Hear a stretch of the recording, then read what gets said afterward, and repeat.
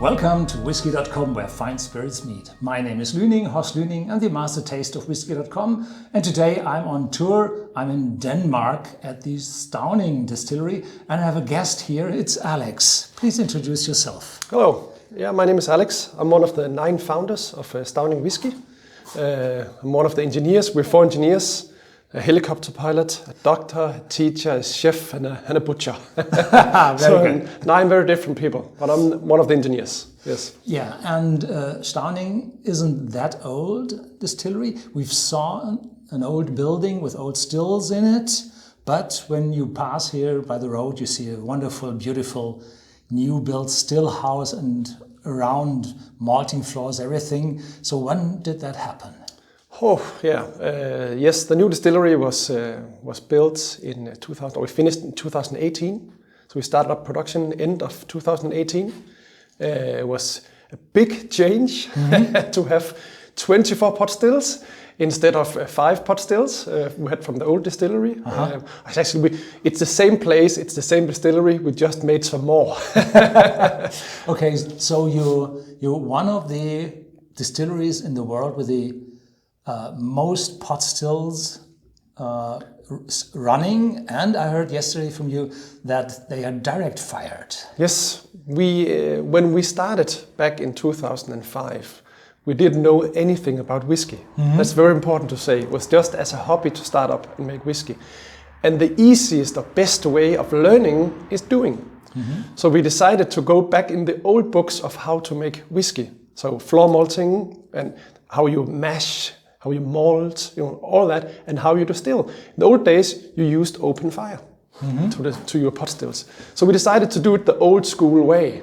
And when we then grew later on, we decided, well, instead of just having 2 very small stills with direct fire, we grew to bigger stills with 5 pot stills, still with fire, still with floor malting. And then when we designed the new distillery, we said, let's keep our DNA, because it's important for the products. We have the same style of product, so let's grow and get more open-fired stills. Yeah, but you're not digging peat at the mosses, but you're using natural gas for firing? Or? Yes. Yeah, so both actually. We use natural gas or biogas to heat our stills, but we actually also use peat. So we use both peat and heather to give it the smoky flavor.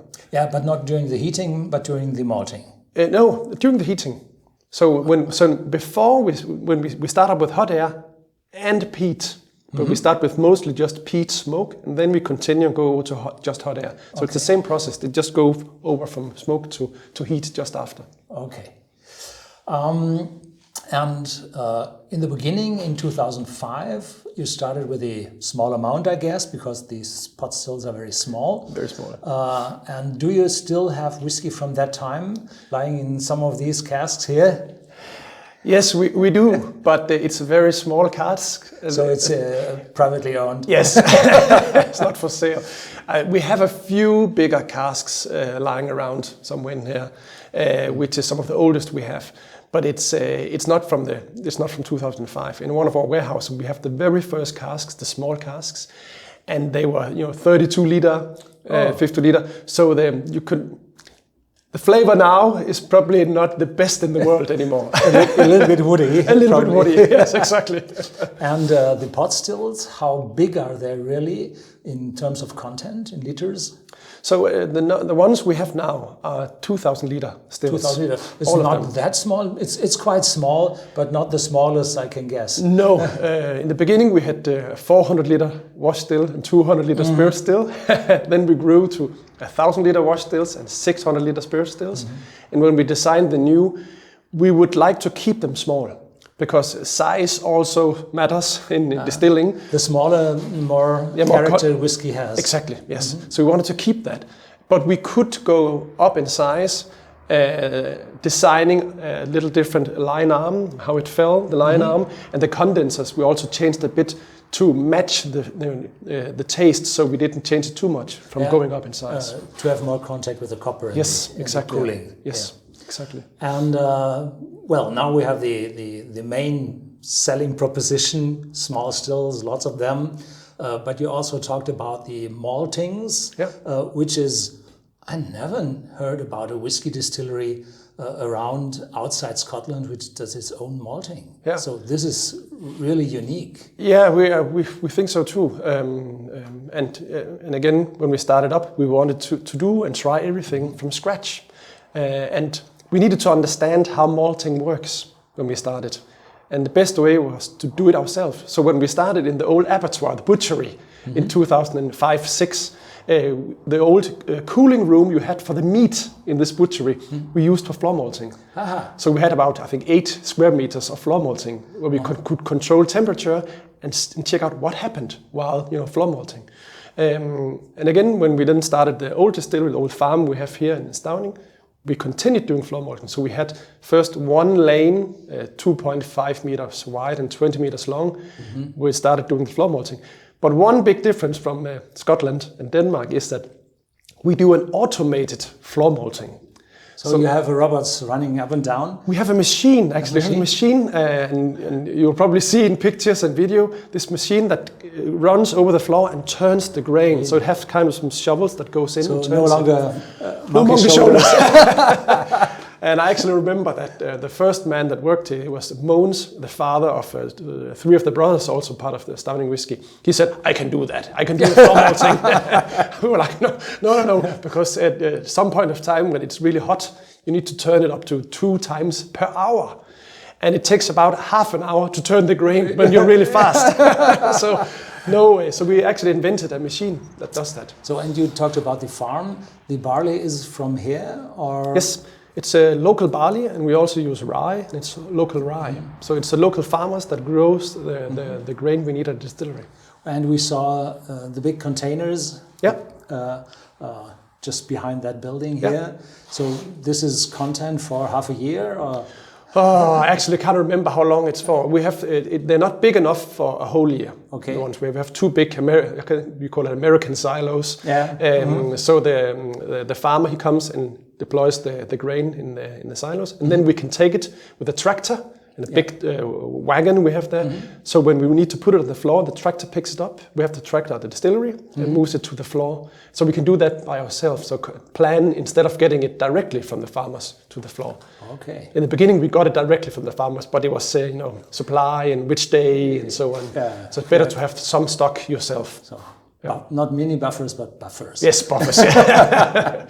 So then your distillery is open to the public, so there are guided tours. Yes. There's a German guide as well. Yes. Because a lot of people are coming from Germany. Yeah. And we will have a talk after this with a German guide. And one of the first employees you had here. Exactly. Yeah. Stefan is from Germany, from Hamburg, and started helping me actually with German tours. Now Stefan is in charge of our casks at the distillery, the warehouse and the casks. Yeah, so there will be a second video after this in German language. If you're able to talk German, then please listen to that as well. He will have some, a little bit more to tell about the casking and so on. But for our English customers or viewers, please talk a little bit about the maturation. How fast does it go? Is it faster than in other parts of the world, or exactly the same? Which cask do you use?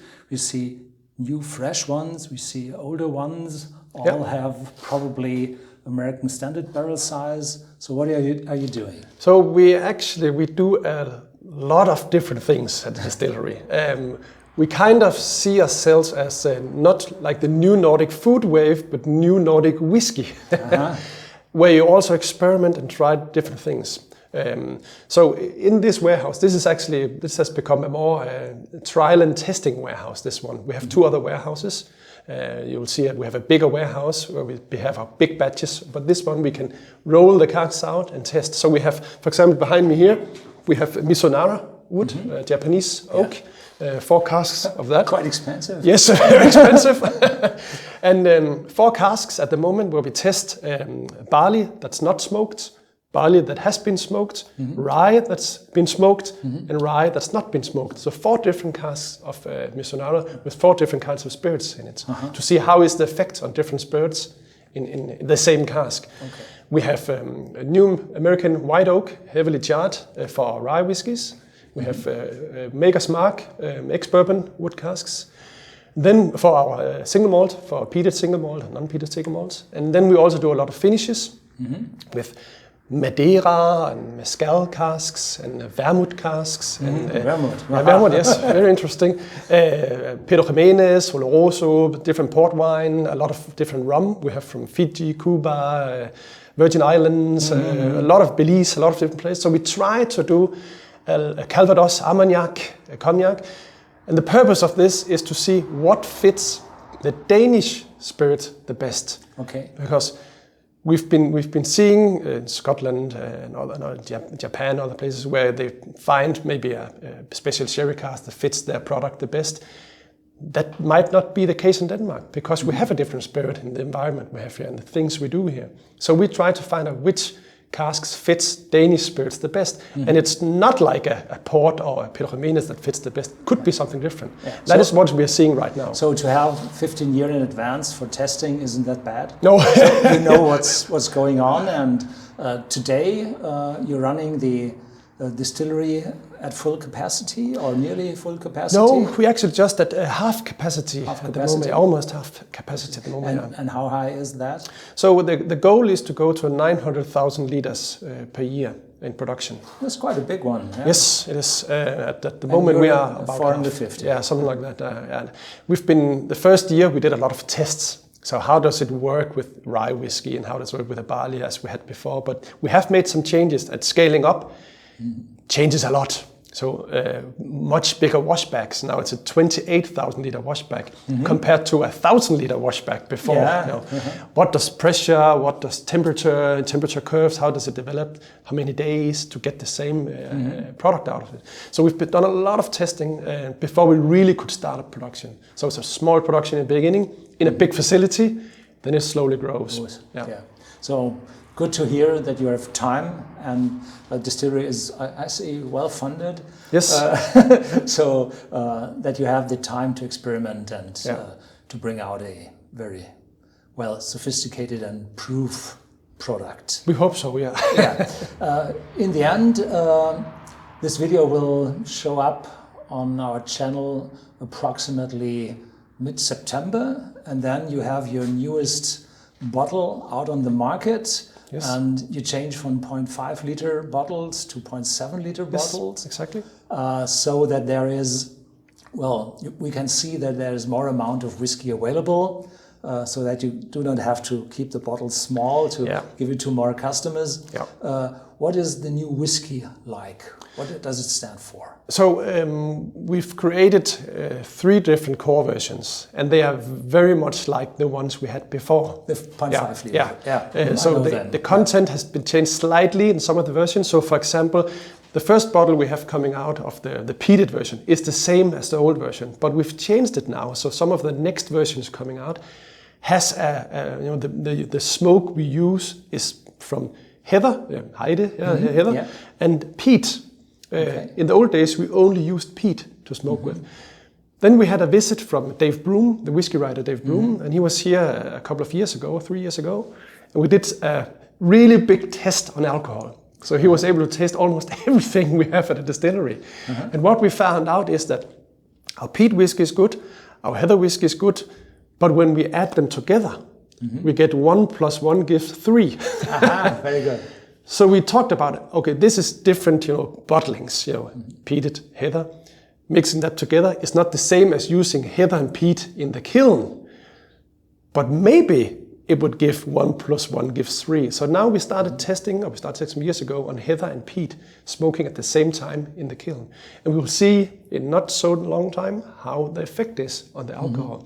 And it will not be, the old bottle had, the name was peat, because it was only peat in the new one will be smoke, because now it's from different types of sources.